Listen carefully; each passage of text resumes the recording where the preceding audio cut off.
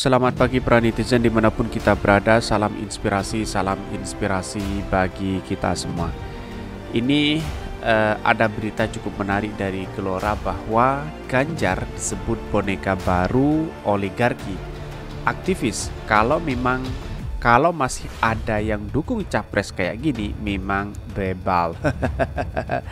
Apakah benar seperti itu? Inilah demokrasi kita. Apapun aspirasi orang-orang, maka kita harus terima sebagai seorang calon pemimpin siapapun itu. Entah Anies Baswedan, entah Ganjar Pranowo. Tapi publik bisa menilai sendiri seperti apa kedua-duanya, begitu kan? Seperti Pak Prabowo, Caimin, Puan, Anies Baswedan, dan Pak Ganjar. Terserah masyarakat, tetapi perlu edukasi gitu kan. Dan bahkan di Twitter ini sangat ramai sekali begitu bahwa Pak Ganjar ini adalah boneka baru oligarki. Benarkah seperti itu? Mari kita baca terlebih dahulu komentar-komentar netizen seperti ini. Ini komentar netizen. Ganjar disebut boneka baru oligarki. Aktivis, kalau masih ada yang dukung capres kayak gini memang bebal. Ini pendukung 2014-2019 aja udah goblok banget, apalagi kalau ini udah bebal, idiot kayaknya. Cukup sekali dan jangan sampai ketipu dua kali dan barang rusak, bagus di luar tapi hancur di dalamnya. Banyak yang menjadi spekulasi mereka begitu kan. Dan bahkan penyelesaian Pak Ganjar di Wadas itu masih belum selesai sebenarnya. Bahkan masih ada banjir, angka kemiskinan juga ini menjadi catatan penting begitu kan. Waduh, ibarat wayang dalangi oligarki. Ajak debat aja di kampus, presentasikan pencapaiannya, udah gitu aja.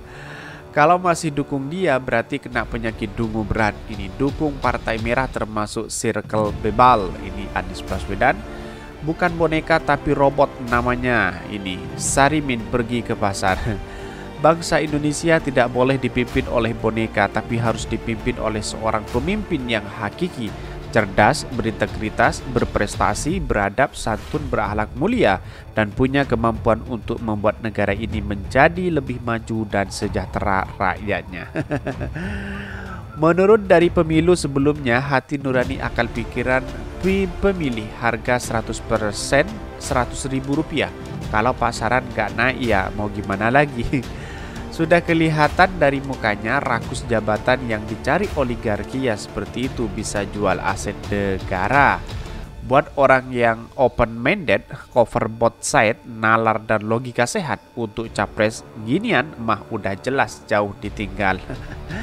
Jadi banyak yang menjadi spekulasi begitu, tetapi ini bagian demokrasi kita. Siapapun anak bangsa kita harus dukung bersama-sama begitu kan.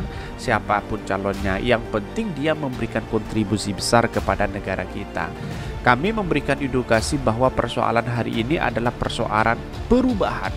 Kita membangun bersama-sama begitu kan. Ya kalau memang menjadi boneka oligarki ya bisa jadi seperti itu demi jabatan begitu kan. Demi menjadi presiden akhirnya semua tergadaikan. Wah, wallahu a'lam ya. Gak malu tah joget kayak gitu. Demokrasi kayak baru. Ini masalahnya kan di ketua partainya, dia harus menikmati masa-masa tuanya saja, macam kumpul ibu-ibu sosialita, arisan ibu-ibu komplek, ikut kegiatan sosial misalnya ini. Duh, nggak harus gitu amat over X. Jadi ketebak karakternya nggak ada karisma leader. Ya perlu seorang leader itu harus punya pemimpin jiwa seperti itu untuk memimpin negara kita begitu kan. Tugasnya buzzer memoles dia. Sangat jarang buzzer nasional tweet prestasi dan kinerja beliau. Yang ditweet jatuhin kandidat dan perwira. Selama ini para cebong dan buzzer ya, saya lihat bahwa dia tidak mentweet atau memberikan sebuah inilah prestasi Pak Ganjar. Nggak ada seperti itu begitu kan. Mengapa yang dihujat itu adalah Anies Baswedan? Kalau Anies Baswedan tidak bisa kerja, tidak becus, gagal mengelola di Jakarta, ngapain mau dikritik begitu kan? Inilah yang kemudian menjadi catatan penting bagi demokrasi kita, siapapun begitu. Apa yang saya bacakan di Twitter ini merupakan aspirasi mereka begitu kan, aspirasi rakyat yang harus kita hormati bersama begitu. Kira-kira seperti itulah sebagai seorang pemimpin tentunya ya. Dan masih banyak lagi tweet-tweet mereka begitu. Ini Isu PKI nggak laku sekarang, isu oligarki oleh Jamud. Ini apa yang saya bacakan pro dan kontra di Twitter ya. Tetapi mari kita lihat, baca dulu analisanya di berita ini. Seperti ini beritanya dikutip dari Gelora. Ganjar disebut boneka baru oligarki, aktivis kalau masih ada yang dukung capres kayak gini memang bebal. Gelora.co, aktivis pro demokrasi Adam Shah Wahab atau Don Adam menanggapi unggahan atau cuitan ekonomi senior Rizal Ramli.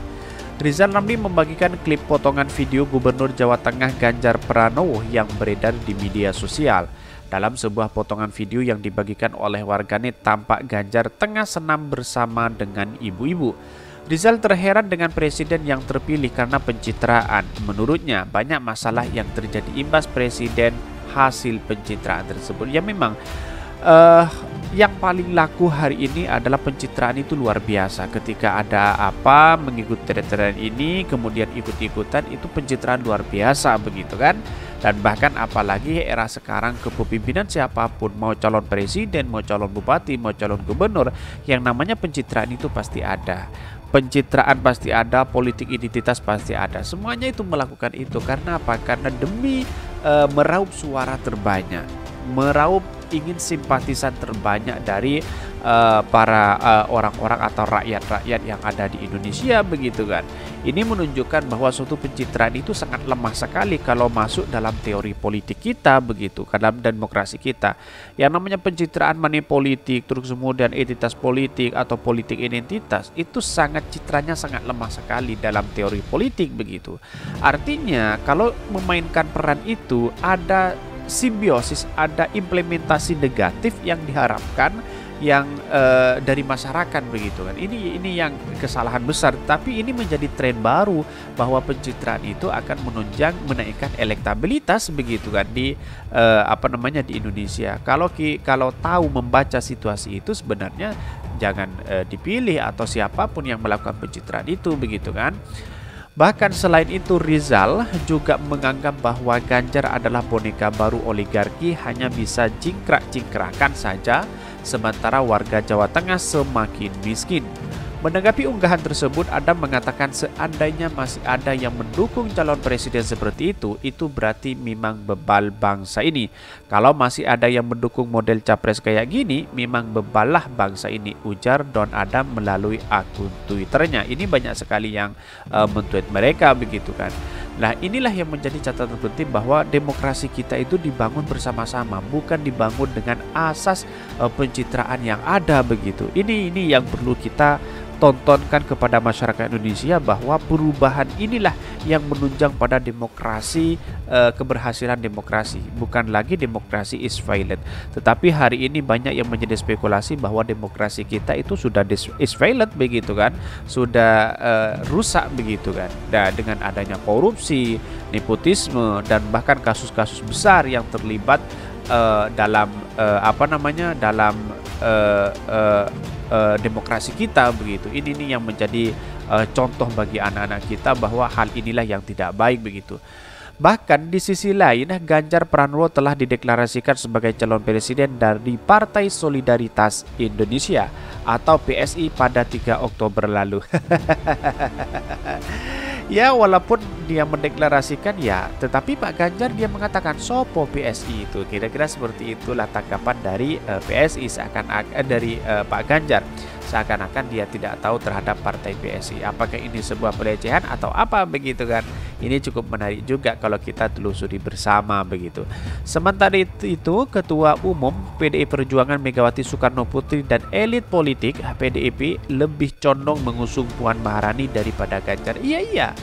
Daripada mengusung Ganjar, mending Puan Maharani. Karena apa? Karena satu tiket yang dimiliki oleh partai PDIP, oleh Ibu Mega, itu kesempatan emas diberikan kepada anaknya, bukan lagi diberikan kepada Pak Ganjar begitu kan. Ini harus dipikir ulang ya. Tetapi saya melihat Bu Megawati itu sangat cerdas sekali begitu kan. Karena ini momennya, mau kalah mau tidak, yang penting tiket itu diberikan kepada Ibu Megawati. Bukan soal lagi siapa yang menguasai Indonesia begitu, tetapi mari kita dukung bersama-sama sebagai anak bangsa dan perubahan anak bangsa yang punya segudang prestasi siapapun orangnya, entah Anies Baswedan entah Ganjar. Tetapi kalau dibalik ini, kalau dibandingkan prestasi Anies Baswedan dengan Ganjar, dengan Prabowo, dengan lainnya, itu jauh begitu kan. Anies Baswedan memang is the best. Ya, saya akui itu karena memang inilah kinerja yang luar biasa. Saya akan jujur aja, kalau ini baik ya katakan baik, kalau tidak ya tidak begitu kan. Ini perlu diingat bahwa persoalan hari ini adalah persoalan bangsa dan negara. Ini kepercayaan publik atau kepercayaan masyarakat harus diemban seamanah mungkin begitu. Dan bahkan di Twitter itu sangat ramai sekali dengan adanya tweetan ini begitu kan. Bahkan ini kalimat ini sebetulnya gambaran keputusan kadrun yang selalu kalah. Ini apa yang saya bacakan pro dan kontra. Kadrun tetap kejang-kejang, mau mimpin harus bergaya kayak gitu. Media sampah ini banyak sekali. Orang zaman sekarang kadang suka yang aneh-aneh. Ini hak memilih dan dipilih diatur dalam undang-undang. Ini banyak sekali begitu kan. Ya kalau gitu Anies juga boneka Nasdem, karena dia nggak ada kendaraan partai dan nggak ada punya partai. Ini Trian ini. Lu pikir Surya Paloh dan Yusuf Kala bukan oligarki? Goblok ini Gelora bikin framing. Media berita udah kayak buzzer isi beritanya. Betul, si Gelora memang paling tong kosong bunyi nyaringnya, hantam masyarakat dengan isu murahan dan tak mau klarifikasi jika tak valid.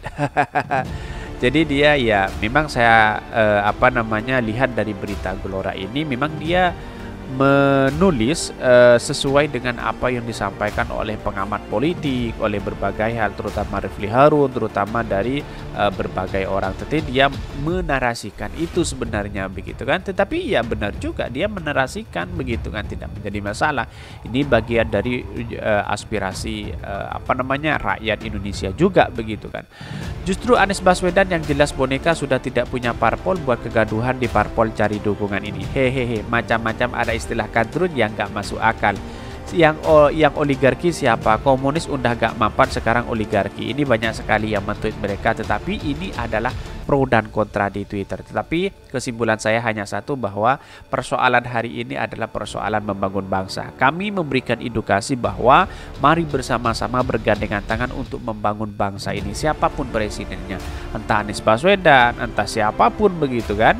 Ini menunjukkan bahwa sebagai demokrasi, biar tidak dikatakan sebagai demokrasi yang gagal begitu. Tentu kita lihat publik bisa menilai sendiri seperti apa penilaian pemimpin-pemimpin, terserah masyarakat mau milih yang mana. Inilah kebebasan demokrasi. Boleh mengkritik, boleh memberikan saran, tetapi jangan sampai mengarah kepada satu kebencian yang mendalam. Kalau sudah benci kepada siapapun itu tidak bisa. Apalagi Anies Baswedan dihujat habis-habisan oleh mereka begitu kan. Ini tidak boleh begitu. Inilah buzzer dan cebong atau siapapun yang suka memecah belah bangsa, hal-hal seperti ini begitu. Mungkin itu yang kami sampaikan. Tonton terus channel Hodari Podcast Rakyat ini karena ada berita-berita menarik dan viral setiap harinya. Salam para netizen, salam inspirasi bagi kita semua.